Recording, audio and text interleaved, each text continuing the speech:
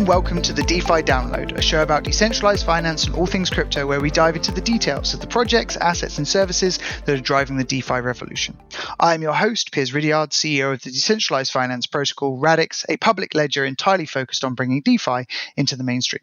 Today, I'm joined by Douglas, CEO of Telos, a public ledger that has rebuilt the EVM for performance and is focusing on bringing what is great about Ethereum into the mainstream. Douglas, thank you so much for coming on the show. I would love to start with just a little bit, because I think you've got a fascinating background. You've done a lot of stuff before Telos and have been around in crypto for a long time. So I'd love to just understand where you've come from and what sort of been the inspiration to now of what you guys are building with Telos. Thanks, Piers. I'm really happy to be here. I'm not the CEO of Telos because Telos is decentralized and doesn't actually have a CEO, but I am one of the people who started off, and I lead the core developers. So that's my role there. My background, I started out right out of college. I was a developer back when they actually had computer magazines that get mailed to your house. I wrote and then edited for some of those. Wrote part of a computer book back then. But then I realized that I had a drive for working in the creative fields. And over the next 15 years, I worked in film and television, got a novel or two published, and created games for big companies like Disney and their lines and Marvel and Pokemon. I was one of the only outside developers there, so I had a bit of success doing that. I was working late around when crypto came out. I was working in Seattle making videos for Microsoft and Amazon and big companies up here, mostly in the tech sector. But I was also on my own. I was mining cryptos and doing a little bit of kind of development under the radar. So I have a very varied background. But very varied. What was the year? What was your crypto start year? What was the thing that inspired you? It was not early. It's not as early as I wish it was, like everybody. But it's still early enough to that it was Wild West. And then you obviously later on you got involved in EOS, which you think some of it has inspired what you guys are doing at Telos, and some of it you were like, oh, this isn't ready, it's not ready for prime time. What is it about EOS that you think that they did right? Because I think a lot of people in the crypto space have kind of just completely blotted EOS out of their mind, right? Yeah, and they're not wrong to, I think. So I think I was involved. My involvement was around the time of the white paper launch for EOS. I was very excited. I was excited about the ability to bring in governance. I didn't ever think it was going to replace Ethereum. I thought Ethereum was entrenched and good reason. I thought that Bitcoin was a store of value. Ethereum was the funding platform for the future, right? Not necessarily operational platform for the future because of transactions. The most it's ever done is 1.7 million transactions a day, and you can't run the world on that. Their development was already slow. So their Ethereum 2.0 development, even in 2018, was lagging. So just like looking at all that, I said, well, we need another platform that can actually do the daily transactions. They can do smart contracts. They can do more complex smart contracts. Solidity, while fine, and there's a lot that's going on it because you can reuse code, is not a great coding language. And so I thought the technical approach was fantastic. And so I got involved with the EOS and Mainnet Launch Group. I was one of the maybe 40-ish companies, working to launch that. I was definitely not a leader and mostly not listened to, because of the things I said was, hey guys, you've only delivered half of this, and we gotta, it's not, the half the stuff. And by the way, that half the stuff that you haven't delivered is the half that I was excited about. So it's the ability to govern it, the ability to do a lot of things. So but the core technology was good, but no one listened, and everyone was like, well, come on, we gotta, let's shove this out the door and we'll fix it later. And I was like, really? So that happened, and my frustrations only grew. The hands-off approach by Block One. I mean, when they launched it, they launched the protocol, but there wasn't even a wallet. Like, one of the big problems is people got phished. They got their accounts stolen because there wasn't even a capable wallet. So, and then a couple brothers put together something called Scatter, which was a really good wallet that managed it for a lot of people. And then Block One didn't support them at all, right? Like they saved their ass, and Block One did nothing. And I was like, Consensus wouldn't do that. They'd give them $1 million grant. Right. Anyone with a brain would go, oh, thank God these guys saved our asses, and let's incentivize them. And Block One did the opposite. And I think they were like, the thinking at the time was, oh, well, they're just so concerned about the SEC coming down on them. But really, it turns out they just didn't care. Right? They had their $4 billion, their record raise. They were secretly, we didn't know at the time, they were putting it all into Bitcoin, right? Right. Later on, bragged about and so I was my falling out, by the way, with the CEO, because I was like, well, these guys write the protocol, we got to stay close. But when the CEO bragged about their gains from Bitcoin, I was like, that's the most tone deaf thing I've ever heard. Just like, you got people, we all paid for it. I was a Genesis buyer too.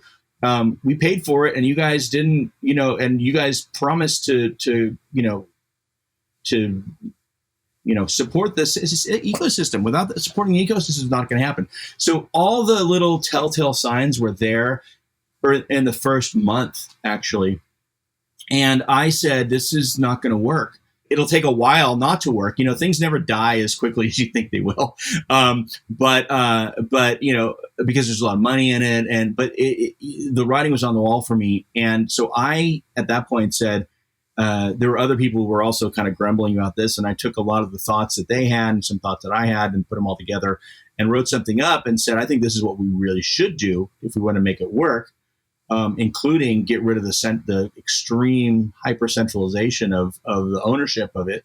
And, enough people got to, said, you're right. And so I turned it into the white paper. It was the Telos white paper.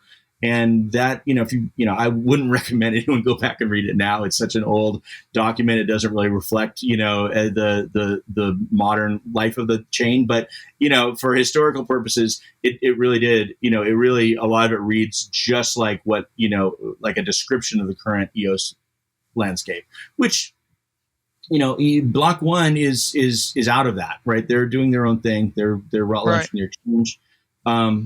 And so it's kind of on us, but the core technology was really good. I didn't want that baby to get thrown out with the bathwater of. So when you say the core technology, what do you actually mean? Like, what's the core technology of EOS?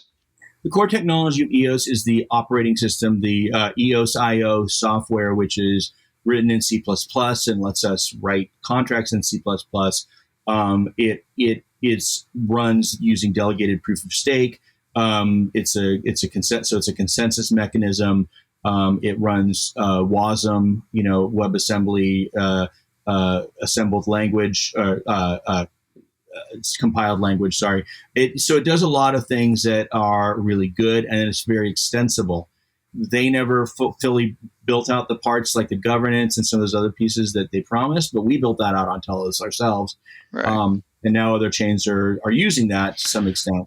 So why did the, with EOS with such high visibility, and it was investing in the ecosystem somewhat, why has no one else taken the EOSIO system? They were one of I didn't even know that they were using WASM. That sounds like one of the first projects in the space that was using WASM.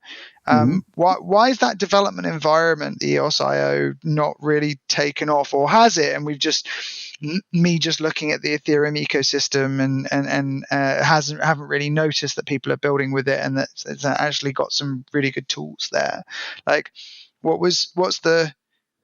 So the answer, I think my answer is, to some extent, it has, right? There's the EOS blockchain. There's the Wax blockchain moved from an Ethereum-based blockchain to EOSIO protocol. There's Telos, of course. And there were a couple more that have essentially died, things like Boss and whatnot. And there's a couple more that are working, like things like FIO, that works, which is a naming protocol. And then there's a number of private ones, but it really hasn't made the splash that you would think for the world's, crypto's largest ever ICO at $4 billion. Right. Because the EOS people thought that Block One was going to that Block One had pledged to use $1 billion of that dollars on building out the EOS infrastructure, and 200, and they said they're going to spend at least 200 million of those in the first year and a half, and none of that happened. They did some very, very small things. They probably spent $1 million, right? Maybe $2 million. When you look at the things they would give, like, but they never followed up. They'd drop some grants on $50,000 grants on things, and then they'd never follow up. And they also didn't support, like with the scatter guys, they didn't support the infrastructure things. Like, if I were going to do this, I would say let's first make sure that all the infrastructure pieces that are expensive and important but don't actually bring in anything but benefit the whole infrastructure, like wallets, like oracles, like all these things. Let's make sure those all just have ongoing funding because we have plenty of money, and that'll build a robust ecosystem. They didn't do that. And people just kept waiting. Well, now they're going to do it. Now they've cleared their deal with the SEC, so now they can finally do it.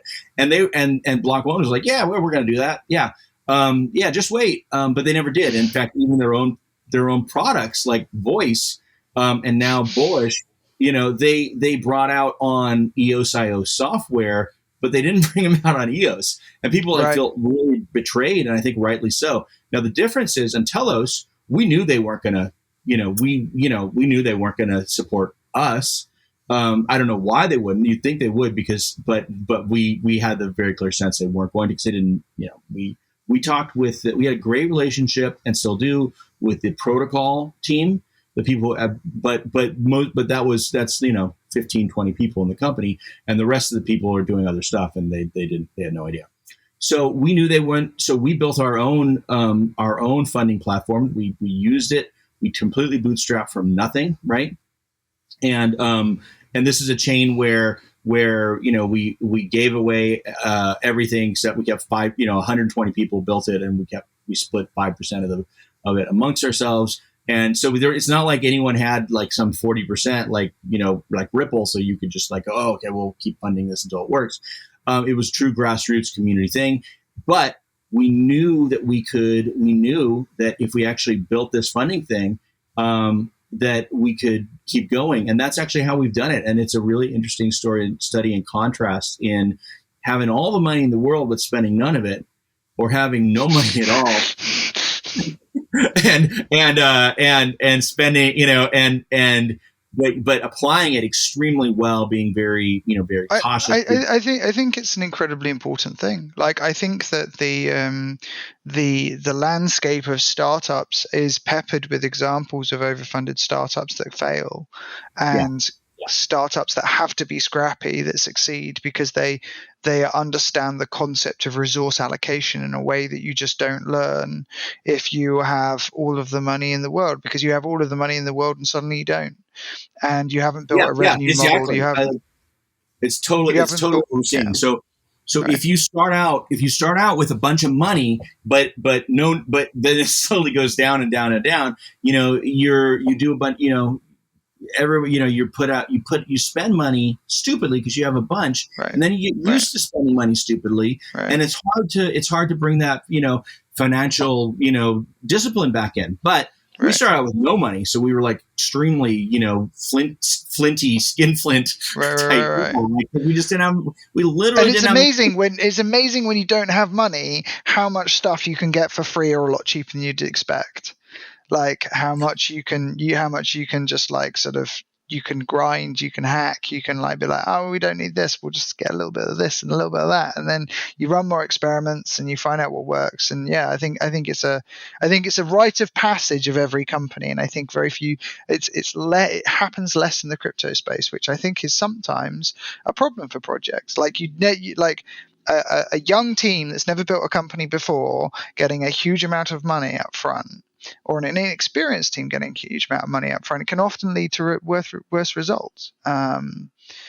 Which is weird to say, but like you just don't learn those lessons of engagement and feedback that you have to learn if you're like you guys are. Like this concept of a fair launch, this concept of making sure that you guys have only got a very small number of tokens, meant that you've had to be super engaged with your community all the way through, right?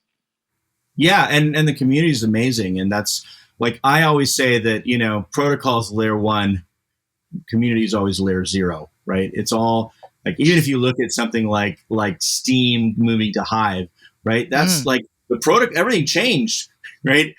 but the community stayed the same, and I mean, I think that's a great story in crypto, and the Hive and Telos origin stories, a lot of similarials.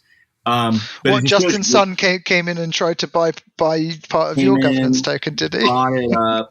I mean, it's also an example of why you don't have why it's great that nobody has more than 4 or 5% of Telos, because if you have this big old honeypot, then somebody's going to come in and do some really questionable stuff. I'm definitely not a Justin Sun fan.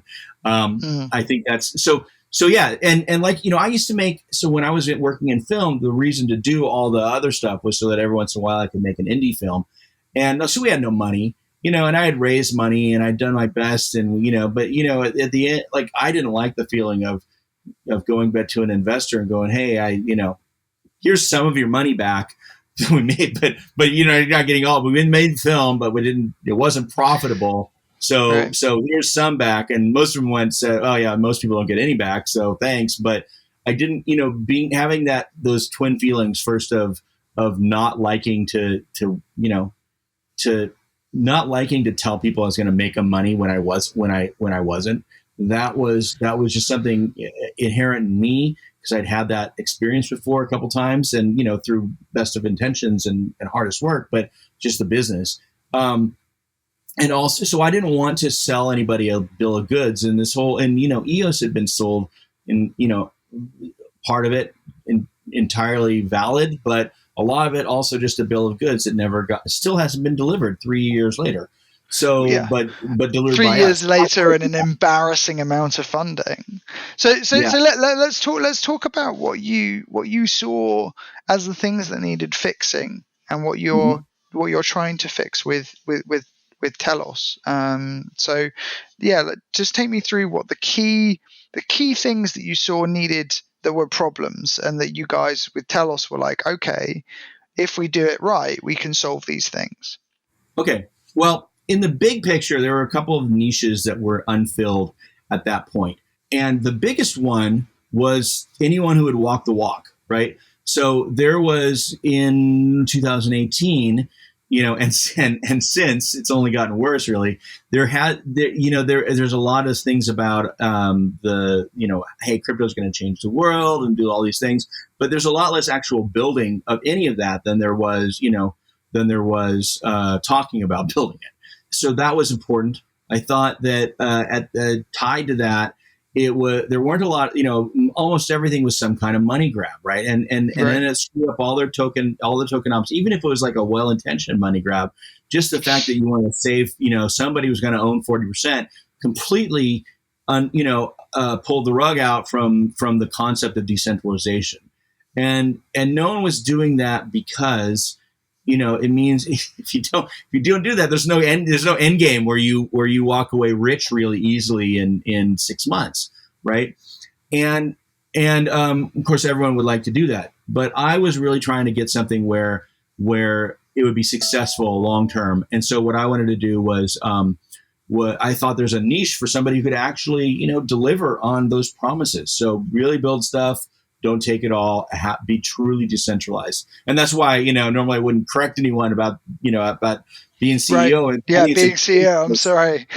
No. But it's important, right? Like, I don't even call myself founder, and I correct people when they say that. Actually, I think that everyone who's involved in Telos right now is a founder, because you need everyone, and it's really truly decentralized. And unlike, I don't know if you remember when Vitalik's, there's the rumors that his car crashed and Ethereum price tanked. But if I go away, it wouldn't be, the chain would go on, because I'm not even a majority owner or anything close to that. It is truly decentralized. There's other developers. So that's actually a strength. So I wanted that.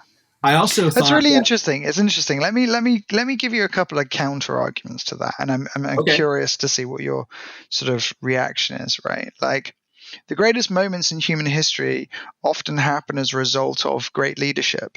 And great leadership, it often rallies around a person that becomes a legend or a narrative, right? So Satoshi Nakamoto and Vitalik in the crypto space, but Julius Caesar in the time of the transition from the Republic of Rome to the Roman Empire, or Churchill in the time of the crisis of the UK, terrible peacetime leader, great wartime leader. And like, a lot of this was around the idea that people follow people. They follow narratives of people. Like, ideas are abstract, but people, and it's the same reason that we have personality politics. You don't vote for your party, you vote for the person that you like, because that's how we as humans shortcut things. So like, how can an entirely decentralized, with no visionary in the center, with no the rallying point of narrative, how can that have the same cut through that something where you have something like Vitalik, or you have something like Elon Musk, or you have something like Steve Jobs, that is a rallying point around the company or the idea, if it's not a company. Right. So individual charismatic leader can be a strength, can also be a weakness, right? It has all the weaknesses of a decentralization. I mean, you mentioned Julius Caesar, and I was joking how that turned out, right? Well, how did that turn out? Well, he got murdered and the Senate took over. Right? Yeah, no, but that's true, but not true. Like, Julius Caesar was not the first emperor of Rome, but his son was. And Julius Caesar's death turned the Rome from republic to an empire. And then and I'm not saying that was good. Like, we had Caligula and all that kind of stuff. So like, but Julius Caesar was incredibly poignant. I'm not going to necessarily say good, but poignant for the Roman Empire, like the same as Genghis Khan was poignant for the Mongol Empire, right? Right. So I would say that just because I could go away anytime doesn't mean I'm going to. I do, like, I am very aware of my own failings, and I wouldn't want everything to be hung on myself. Right. And also, I'm not going to be around forever, but I think the chain can be. What I did, one thing that happened is we do have a Telos Foundation, and it doesn't have a governmental role, but it does promotion, it also, if you have a truly decentralized chain, you need some kind of entity that can interface with, traditional entities. Otherwise, you can't pay for things or take out ads. So that was actually something that EOS still lacks. Another thing that we added. And so early on, people said, "Well, you got to come in and be on the Telos Foundation." I was like, "I'm not going to do it." And they're like, "What?" And what I knew was, if I did it, then it was going to be a figurehead type or real or pretend. It's all going to sort of come under me. But if I didn't, then other people would come forward, and it would create an environment where there could be other leaders. And what actually happened was a lot of other leaders came forward. So as much as there's value in having one strong, charismatic person, there's also a lot of value in having a lot of people and a plurality of opinions, of vision, and making sure that you're kind of bringing that together and constantly bringing the community back into the decision making process, and making sure that they're not just following your vision, but they're but they're contributing to the vision and helping shape it. And I actually think that my counter argument would be to your counter argument would be that yes, that's very true, but it's not the only model that tends to work. And it's also, we're citing models, incidents from the past. I think as we move forward, in this world, we need to move away from single vision to one that's more inclusive, and one that not doesn't just give people the option to follow or leave, right? But also gives them to have meaningful voice, and that's why our community is so passionate, because the community truly does. It's not lip service. The community truly does guide everything. I get overruled on a lot of things. Right. Right. This is baked right into how you've built your protocol, right? Like governance is an intrinsic part of the protocol. Can you talk a little bit about what that actually means? Like, how is governance intrinsic? So those pieces that I was concerned about missing from EOS were the governance things. They were the pieces so EOS does vote for the block producers, the validator nodes, but they don't vote for anything else. We do the same thing. We actually incorporate more in, because we bring in a lower level and let them have some say as well, because it expands the validation, but also the network capacity. But for governance, we also added a Telos Works worker proposal system that is community voted and decided, and we built a lot of programs out of that. Things like WordProof came out of that. We were actually supporting a lot of the infrastructure that wasn't supported elsewhere through that. We're the only ones supporting it, even though we were the lowest price network. We have elections coming up right now for the next round of Telos board seats. Right, there's ways to vote for committees and manage committees and all these things in our system. There's an amend process that nobody really has, which is fantastic, which allows people our documents are all stored on our dstore IPFS system.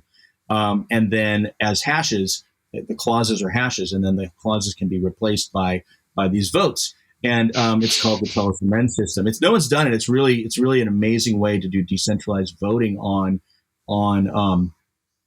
documents, right? Because anything that has bylaws or constitutions or whatever needs that. So we built and we also built an arbitration system, which is currently not in action because you got to pick your battles, but will come into play. A bit like Aragon.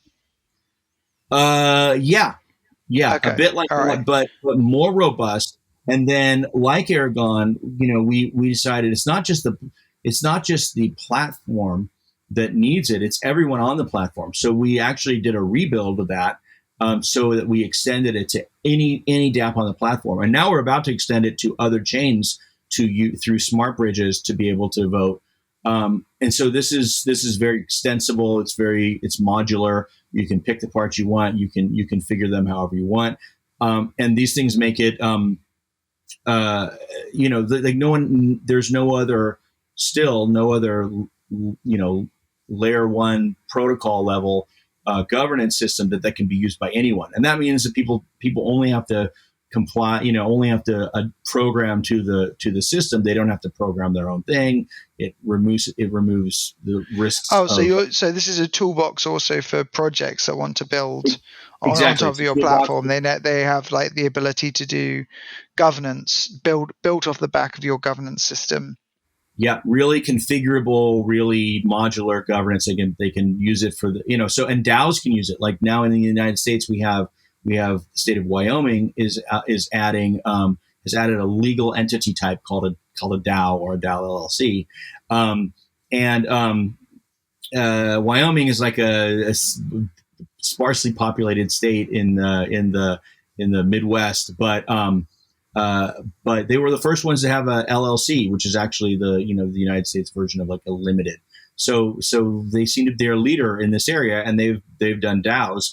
And now it's like a Delaware corporation. Delaware corporations in the United States, big corporations are almost all set up in Delaware, and all the DAOs will be set up in Wyoming.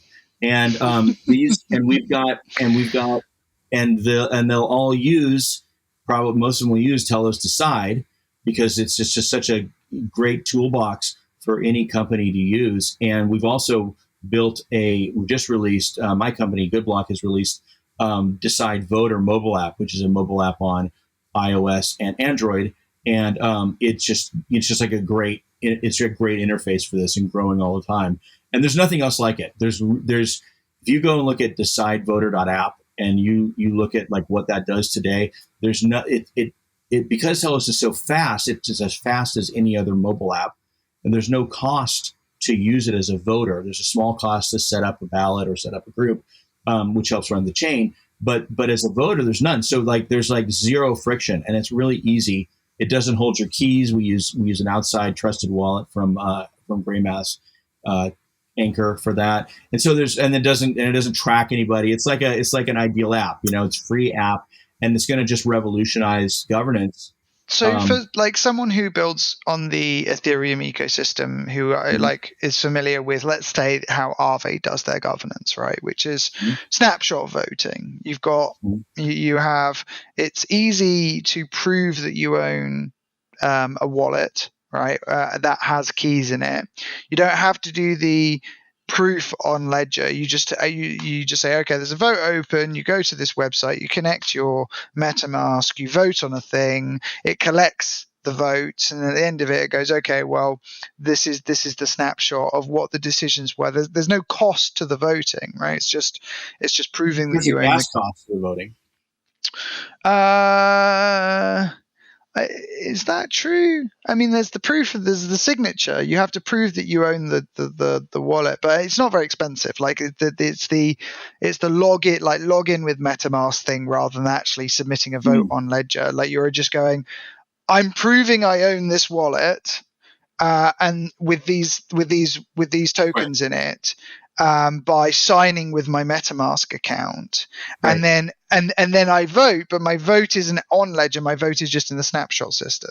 Now, obviously, not perfectly decentralized or anything like that, but relatively functional. Like, how would baking it more into the protocol for like Aave taking votes on what assets they should add? How would that improve the user experience from that point of view? Right. Yeah. So yes, they have improved on on the Aragon model, right, where you actually have to have a transaction to vote. What you would see like a protocol that had like $1 billion worth of locked value, and 25 people would vote on an issue, because and they call that governance, right? So that was the problem there. The biggest problem there was people just wouldn't participate because it cost, and they didn't feel like their vote really contributed. So by making it free, which we do also, free and easy, that increases participation. Now, with something where you're just using basically the sign in with MetaMask, or like the sign and verify function, right, to prove ownership, but not actually sign something, there's a couple problems. One is that it's off chain, right? Mm-hmm. And another is, actually one of the hardest problems that we had to solve in building this, and one of the ones I talk about the least because it's boring but important. They're the best problems, those ones, the hard but boring ones. Yeah, so is the double voting. So what is there in the Aave system to say, if I go and vote my tokens on in one account, and then that I can't go and move those tokens and vote them in another account? Yeah, so the way it works, I think, having used it infrequently, is you register your account and your vote, and then it goes, on this date we will take a snapshot, and then that will weight the vote based on that. So you can't move your tokens. You can't double vote. You just It's just that I'm voting today, and if I move my tokens out, then that vote's not going to be very heavy. Whatever the snapshot is. Yeah, and that is part of the solution that we had to do, and also managing token balances. You don't get, one of the things you don't get with that is you don't get you can't necessarily get a good reading along the way of how the vote is going, because it's only consequential at that snapshot moment. But as any governance system really would be. we had to spend a lot of time making sure that balanced and worked, and people couldn't double vote, because we wanted to both keep a good track of what the status of the vote was. Right. Because that, let's face it, for human beings, how a vote is going often, influences whether you'll vote or how you'll vote. Right. Hey, this is important to me, and we're losing, so let's rally the troops, or whatever, right? So that's important, like that feeling of ongoing status updates that are functional, that you would not have in that system. But sound like, I actually really like Aave. I hope they'll deploy on Telos Decide. On Telos EVM when we launch in a couple weeks. And so I actually that system seems like a much better improvement. We have so in terms of simple initiative voting, that's a great improvement over Aragon. And it sounds fantastic. Telos Decide offers a lot more than that, right? It offers the ability to create these proposals, to do all manner of voting, to update protocol and governance documents and things like that. So I think that the negative of that is that it's off chain, and so there's at some point you're having to trust some kind of off chain apparatus to fairly count those. That's one thing, and eventually you'll see problems with that, although probably it's mostly fine. The other thing is, I don't believe that it's not smart contract controlled. So a lot of voting that you see on blockchain, even including that model, is basically what I would call polling, right? You get a vote, you call it a vote, and everything's a vote. But at the end, then some human being has to make a decision to do something. Right. And if they don't like it, or it threatens them, that chain could break. There's nothing immutable about that. Now with Telos Decide, when you set up a vote, you set up an action to be executed at the end of that vote, and the smart contract executes that action. Right. So you can declare if this happens, then these things occur, and as soon as the vote is decided, then that thing happens. Yeah. It's right there. Yeah, it's right there, and it's like if you're looking at a multi-sig, and you go, well, this is what will happen if we, Telos actually has a great multi-sig system too. That's built into the account system, and it's not. So exactly what's going to happen. Anyone can look at it. Anyone can verify what there's no execution risk, right? You don't have to hope. Gosh, I'm voting, but I hope that, when I vote, Joe out of office, that Joe will acquiesce, right? Peacefully. But on Telos Decide, which is very important, Joe doesn't have an option. Joe's keys will no longer control the account that controls that funding or whatever. I think the human element is there. I think that's important. That's really cool. I would like to talk about one more thing in the Telos system, which I think is a really interesting claim. Let's call it a claim for now, because I'm to be convinced this is a solvable problem. The Miner-Extractable Value. You guys are attacking Miner-Extractable Value. Let's start with what is Miner-Extractable Value, and why is it a problem? Yeah, MEV, Miner-Extracted Value, or maximum extractable value, is typically known as front running, right? So essentially, somebody can get in and get ahead of your transaction, and this is very important because there's been $1 billion taken, so if, let's say I'm a big institution, right? I am going to buy, $100 million worth of Bitcoin, of Ethereum. But when my transaction goes in, other people can see that. And typically what had been in the past was other people in DeFi would see that, and they go, oh, well, I'm going to get ahead of that. I'm going to buy, 5 million. But then at the end, after the 100 million goes through, I'm going to sell that same 5 million for 8 million. I'm going to steal $3 million from that, like with no risk right there. That used to be done by people paying higher fees in gas fees. But and sort of jumping ahead because there was a public mempool that you could see everything. But now, and you could kind of get around it by putting in a high gas fee yourself if you're smart. But now it's the miners themselves that are doing it.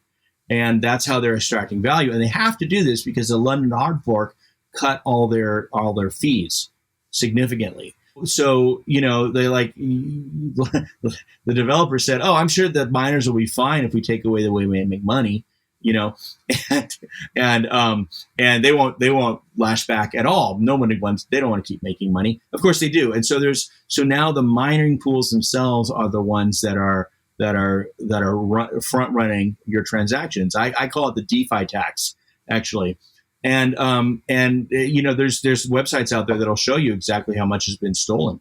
And if you go on like DeFi tools or something like that, you can see how much. You can see when it happens to you. When somebody, it's called sandwich trading, when they buy ahead of you and sell right after you, so this is basically taking the principle that I can see what pending transactions are coming on the network before the network runs consensus on it, right? Mm-hmm. And as a result of being able to see that and paying the people who are responsible for ordering transactions in a block, if I, as someone who wants to put my order ahead of yours that I can already see, I can go to the person who is responsible for ordering that block and I can say, hey, I would like you to order it differently. I will pay you for that, and you will put my transaction ahead of yours.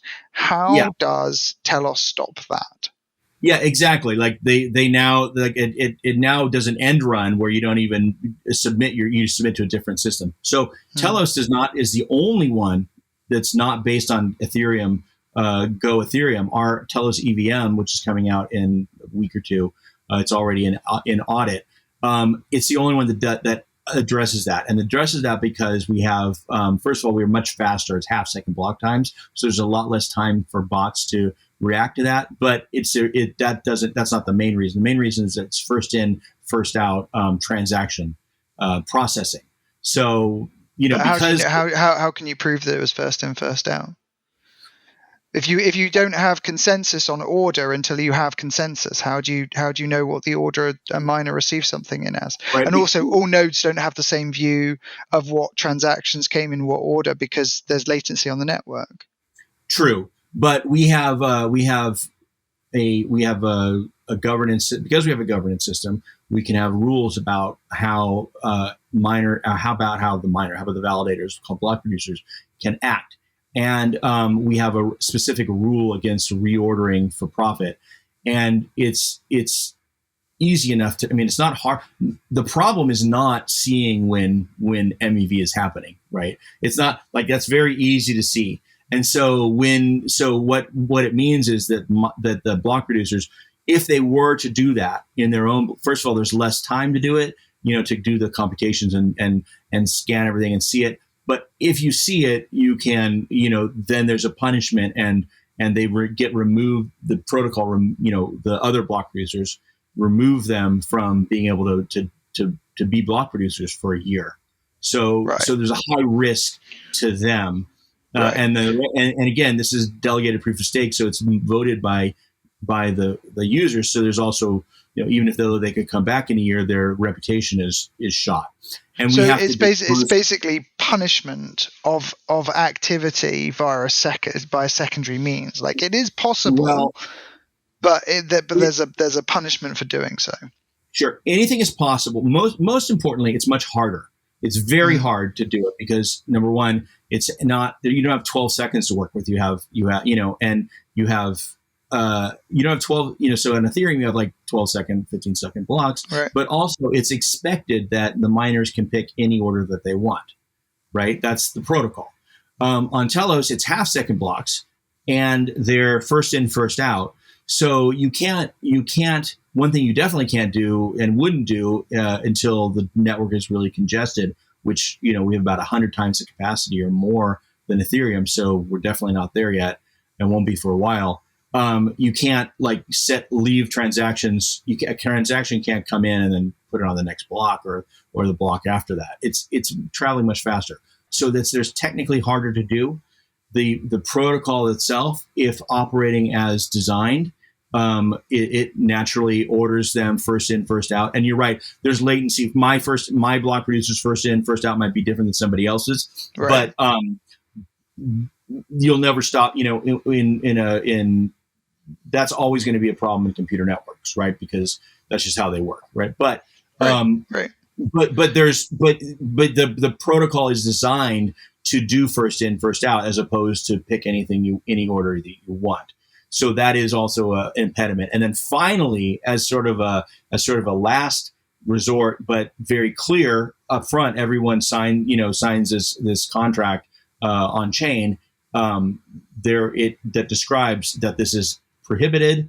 It describes the manner of enforcement. It describes what the punishment is, and how, and it requires actually the other block producers to enforce it.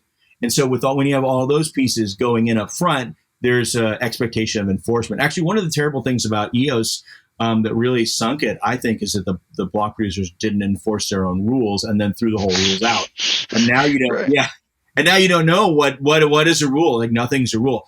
We went the other way, and it's like, well, if you have the rules and the rules say what how everything works, and it's really clear up front, then there's not a lot of debate at the end whether what your actions are. And so, there is. I mean, I just said, well, the problem is that humans are involved in the decision, but that can also be a strength, right? Right. And in this case, I think it is.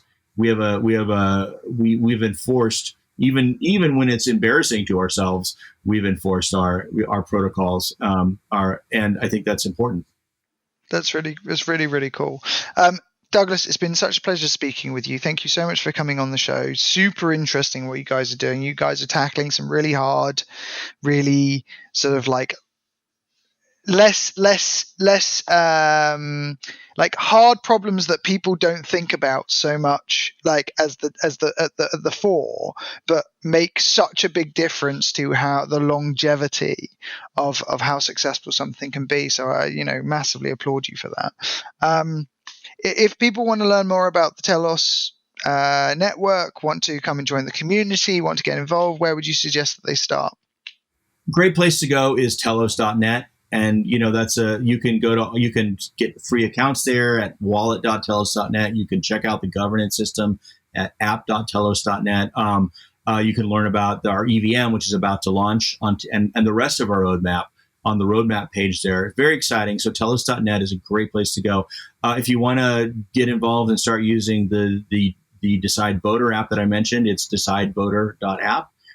Very exciting. But I appreciate that, Piers, because like solving governance is a problem that is going to be very important. I mean, most people have given up on it in their minds and their hearts, and they're just like waiting for the world to grind down. And we want to fight that. And it's not top of mind for people, but every organization in the world has to do governance. And so we're going to make it easier and more inclusive.